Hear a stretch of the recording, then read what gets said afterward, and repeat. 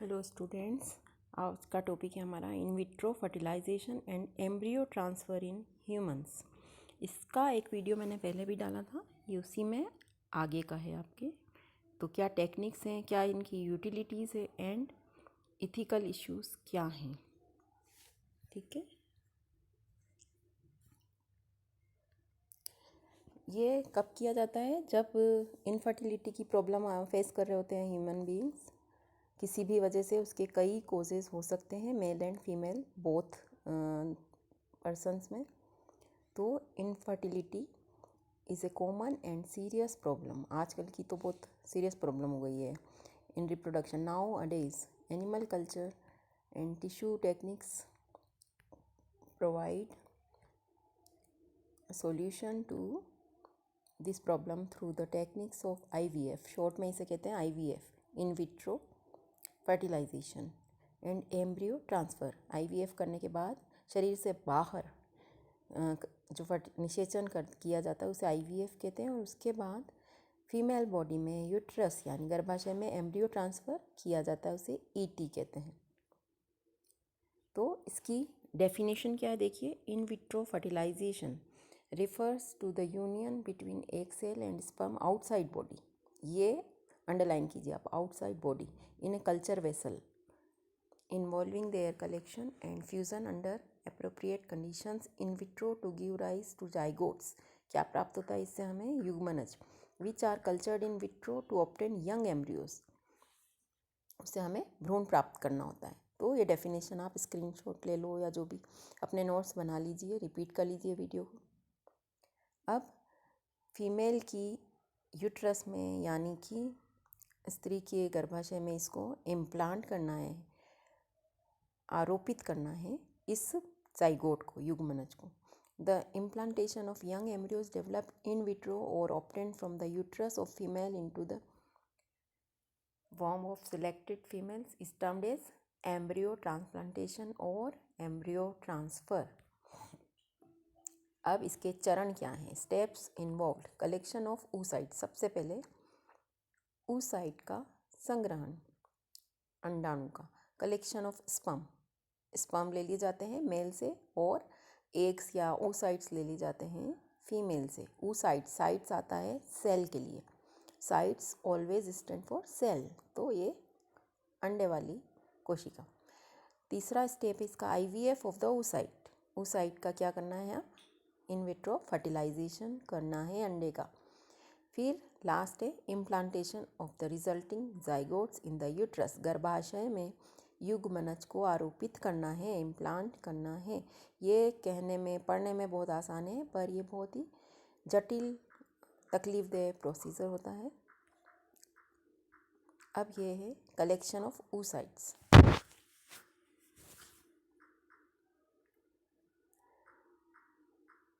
ये देखिए आप क्या क्या हो रहा है। Collection from female desirable of having baby can not be collected from females with non functional ovaries, can be collected during a natural or induced menstrual cycle। Time for this is determined by monitoring rise in the level of luteinizing hormone in urine or blood। ये सब check करने के बाद बहुत ही सावधानी के साथ इसको करना पड़ता है।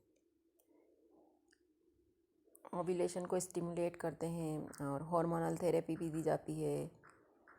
ये सब सावधानियां हैं इसकी। देखिए ये collection of oocyte from ovary, किस तरह से, क्या टूल इस्तेमाल हो रहा है, क्या साधन। ये ओवरी से दोनों तरफ 2 ओवरी होती हैं, देखिए आप।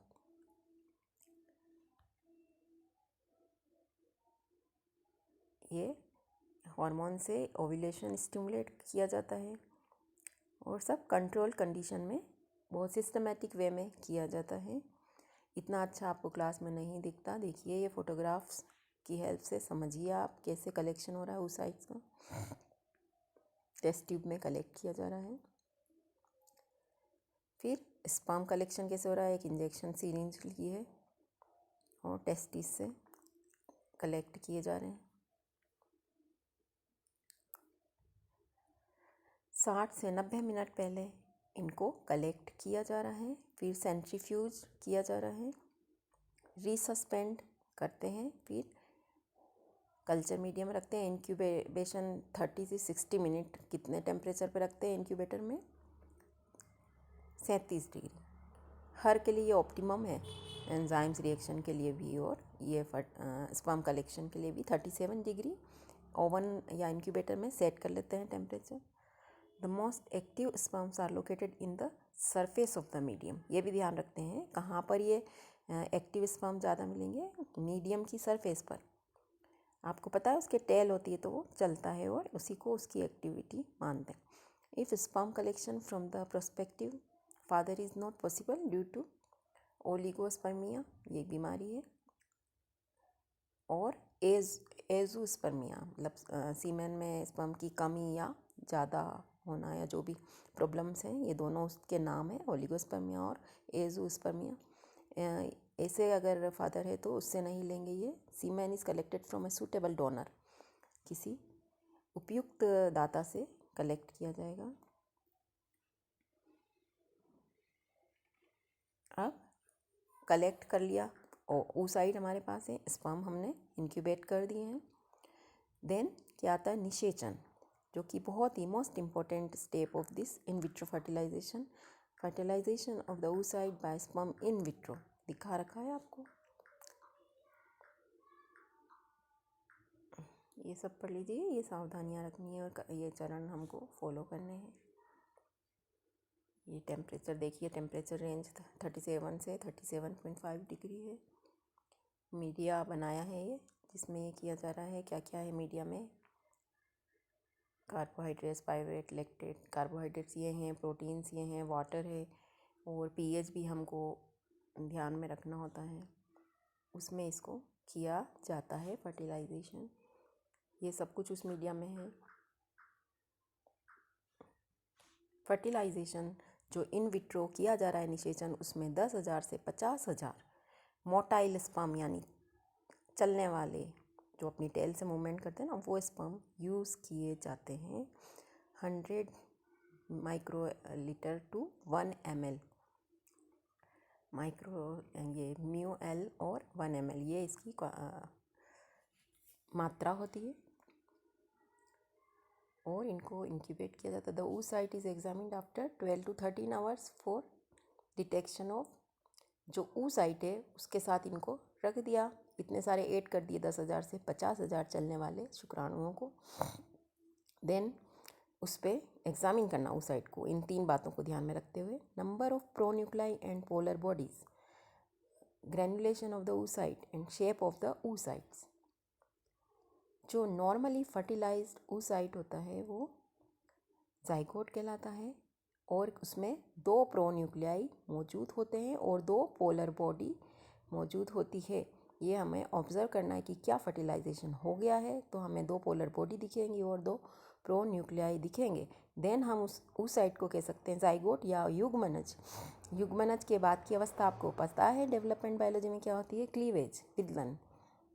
तो first division in the zygote occurs about 24 to 30 hours after insemination. ठीक है, 24 से 30 घंटे बाद ये हो जाता है। फिर उसके आगे के डिवीज़न 10 से 12 घंटे में हो जाते हैं। अब ये हम बाय 30 आवर्स के बाद, टोटल टाइम कितना है? 30 घंटे के बाद इसको हम इम्प्लांट कर सकते हैं। ये इम्प्लांटेशन इन विट्रो फर्टिलाइजेशन का डायग्राम है। ये देखिए, ओवरी से हम oocytes ले रहे थे, स्पर्म्स ले रहे थे, टेस्ट ट्यूब में डाल रहे हैं। ये एम्ब्रियो ट्रांसफ़र कैसे कर रहे हैं? देखिए, यूट्रस में एम्ब्रियो ट्रांसफ़र करना है।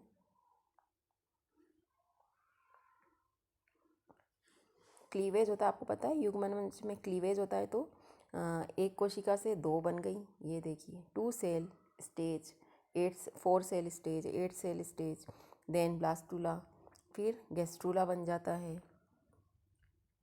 देखिए ये different stages of development of ब्लास्टोसाइट।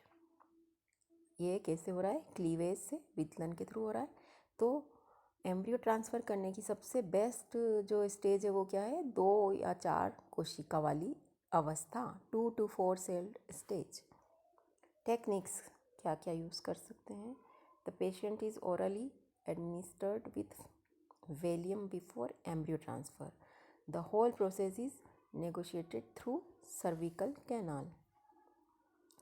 Steps involved क्या क्या होती हैं ये रही following. The patient is placed in lithotomy, knee chest position. A sterile bivalve speculum is inserted to visualize the cervix. The cervical canal and uterine cavity are aligned. The embryo is drawn into a Teflon catheter. In tissue culture medium, Teflon is used due to its low adhesiveness. कम चिपकता है ये. The catheter is inserted into the uterine cavity just short of the fundus.